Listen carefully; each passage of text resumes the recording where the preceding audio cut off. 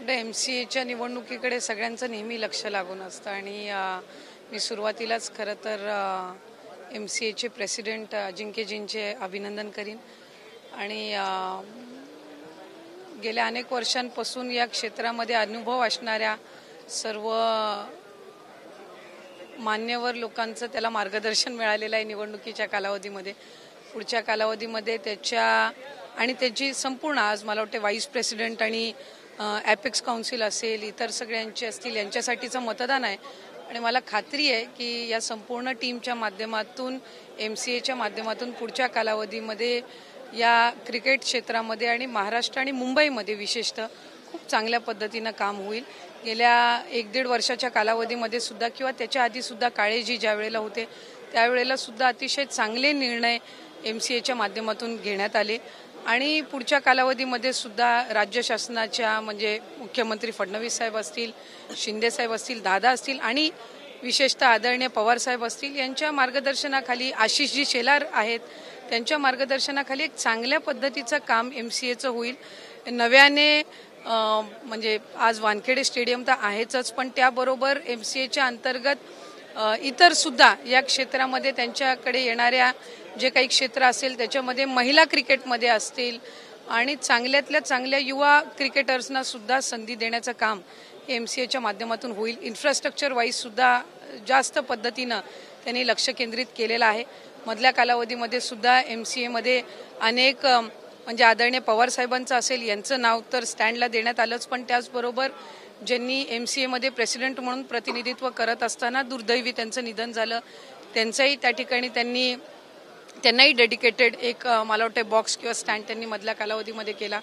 आणि क्रिकेटसाठी मग women cricket असो किंवा जनरल क्रिकेटसाठी एक चांगल्या पद्धतीचं इन्फ्रास्ट्रक्चर आणि सर्व खेळाडूंना चांगल्या पद्धतीचं संधी देण्याचा हा जो त्यांचा मानस आहे हा तर पुढे चांगल्या पद्धतीनं होईलच, पण गेल्या अनेक वर्षांपासून जे MCAच्या माध्यमातले जे प्रश्न काही सोडवायचे अपुरे राहिले होते ते सुद्धा या टीमच्या माध्यमातून म्हणजे प्रेसिडेंट, व्हाईस प्रेसिडेंट आणि त्यांची संपूर्ण जे काही त्यांचे सहकारी आहेत त्यांच्या माध्यमातून केले जाईल अशी आमच्या सगळ्यांची सदिच्छा आहे. एक प्रश्न असा होता, MCAची निवडणूक अनेक अंगाने चर्चेत आली.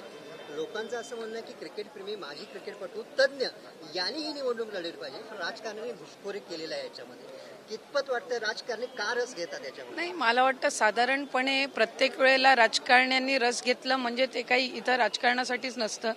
काही चांगल्या पद्धतीचे निर्णय सुद्धा क्रिकेटर्सच्या आणि माजी क्रिकेटर्ससाठी सुद्धा या MCAच्या संपूर्ण आपण जर बघितलं तर या कालावधीमध्ये झालेल्या आहेत. सुरुवातीला पवार साहेबांनी सुद्धा या मध्ये MCAमध्ये त्यांच्या अध्यक्षतेखाली सुद्धा अनेक निर्णय झाले. BCCIचे अध्यक्ष होते त्यावेळेलाही झाले.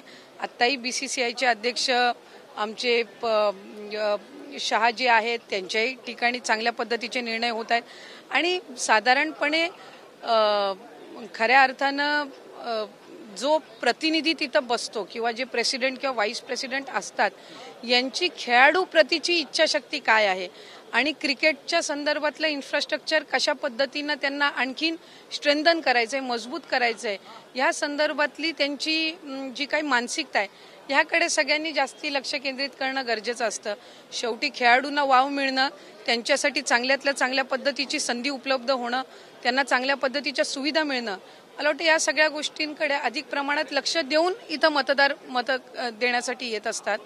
मेंबर्स जे आहेत ते मतं त्यांची त्या ठिकाणी व्यक्त करत असतात किंवा मतांच्या रूपाने देत असतात.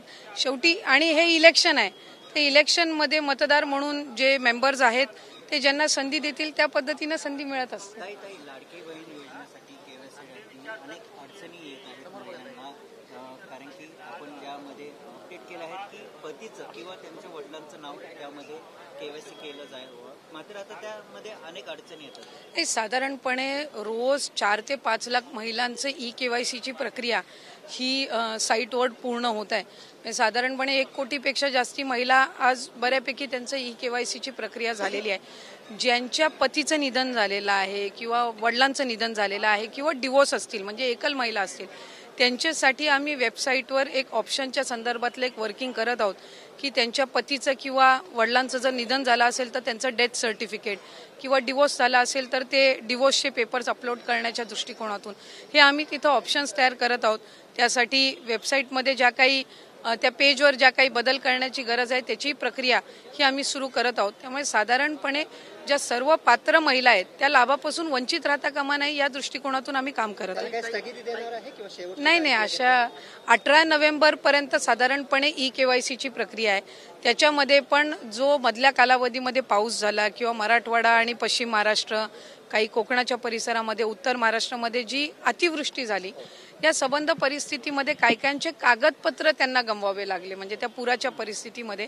तर त्या संदर्भातला निर्णय हा आम्ही त्यांना एक्सटेन्शन देणं, मुदतवाढ देणं हे आम्ही निश्चितपणाने त्या ठिकाणी करू आणि कुठलाही पात्र लाभार्थी लाभापासून वंचित राहणार नाही याची दक्षता आम्ही नक्कीच. आता तुम्ही मतदान केलं आहे, पवार साहेब देखील मतदान करण्यासाठी मध्ये होते. पवार साहेबांचं काही बोलणं झालं किंवा नाही, आता त्यांची भेट झाली, त्यांचा आशीर्वाद घेतला आणि त्यांनी सुद्धा जस्ट अशीच विचारपूस केली की झालं का वोटिंग किंवा काय असं. तर साधारण पद्धतीनं नाही माझ्यासोबत राजकीय. शेवटचा प्रश्न, पुण्यातील जमीन घोटाळा प्रकरणावरून अंजली देवाणे यांनी अजितदादांचा राजीनामा मागितलेला आहे. सर्व पदाचा राजीनामा द्यावा असा इशारा दिलेला आहे. नाही, या संदर्भातली भूमिका ही 24 तासाच्या आत दादांनी स्पष्ट केली आणि भूमिका स्पष्ट केल्यानंतर जो तो आहे त्या आपापल्या पद्धतीनं मतं व्यक्त करणार. विरोधक काही वेळेला वाटच बघत असतात. तर पहिल्या 24 तासाच्या आतच दादांनी त्या ठिकाणी सांगितलं की मुख्यमंत्री महोदयांनी त्या संदर्भातली चौकशीची समिती करावी. त्या चौकशीच्या समितीचा अहवाल येईल, त्याच्यामध्ये जी काही दोषी असतील त्या पद्धतीनं कारवाई करावी. त्याच्यामुळे राजीनाम्याचा बाकी इतर गोष्टींचा काही विषय त्या ठिकाणी येत नाही आणि चुकीच्या गोष्टीचं दादा समर्थन करणार नाही याची आम्हाला खात्री आहे.